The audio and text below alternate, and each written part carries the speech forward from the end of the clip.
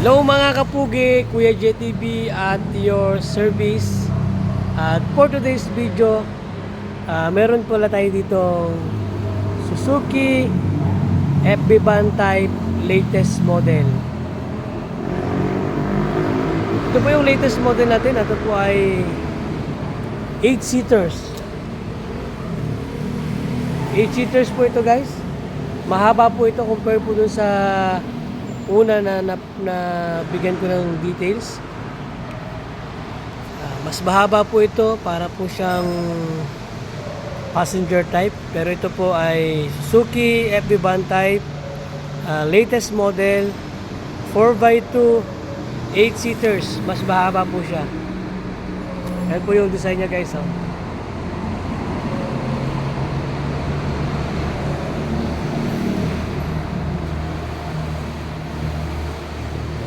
Naka-ordinary tire lang po siya, naka-rim lang po yung kanyang gulong.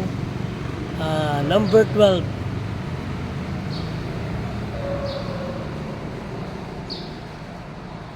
Latest model po siya, Chihuahua, style po Chihuahua. Meron na po siyang naka-umbok dito na yung ito na po yung ano niya, umbok na po yung harapan niya.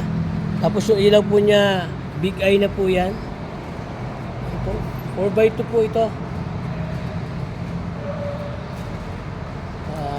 Swak na swak po ito sa inyong business kasi mas mahaba, mas malaki.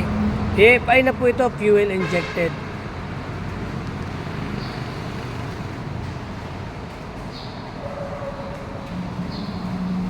Nandito po yung kanyang gas tank sa banda rito.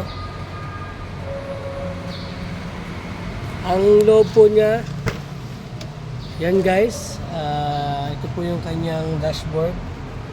Ito po yung kanyang hazard.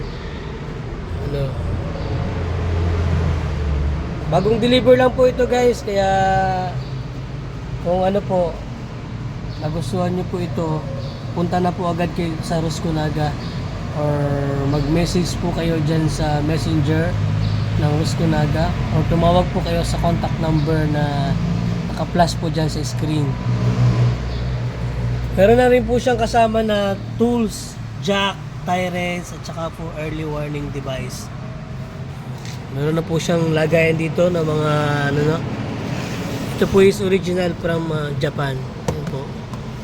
Yan.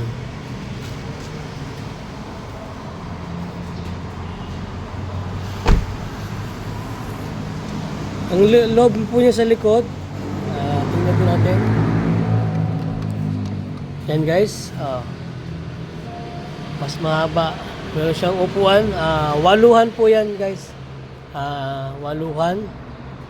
Tapos ito po, pwede nyo rin po itong ma-open.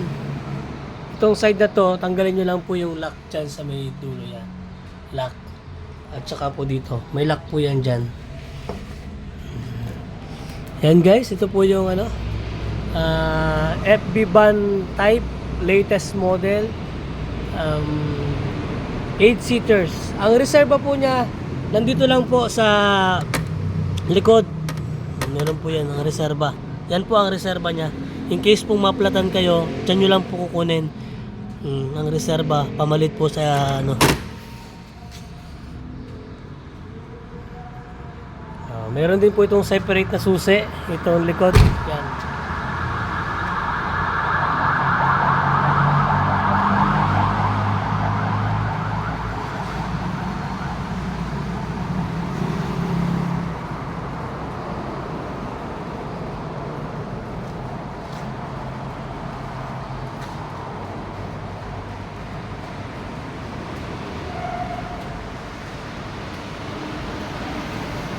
And guys, kung nagustuhan nyo po ang video na ito, huwag nyo pong kalimutang mag-follow at pakishare na din po ng video.